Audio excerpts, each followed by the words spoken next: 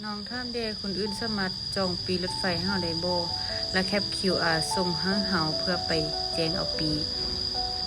คันถ้าซื้อภายในประเทศนี่แม่นก็ได้อยู่แคป QR หันเนาะนึงแล้วก็แคปอันนี้2มาก็แคปข้อมูลการจองที่ว่ามันเครียดวันที่เที่ยวรถหันมาแจ้งตอนมาแจ้งก็เอาที่ว่าสมมุติว่าเจ้าใส่บัตรประจำตัวซื้อเจ้าก็เอาบัตรประจำตัวพร้อมกับ QR หันมายื่นให้พนักงานทางเขาหันแล้วก็เวลากดปีก็ใส่ QR สแกนขึ้นเลยแต่ถ้าเจ้าซื้อปีนะไปจีนถ้ามันอยู่ในภายในลาวนะไปจีนไปคุณมิ่งไปที่ซ่องปนากะยาก็ต้องแคป QR มาคือกันแต่ว่าต้องได้เอา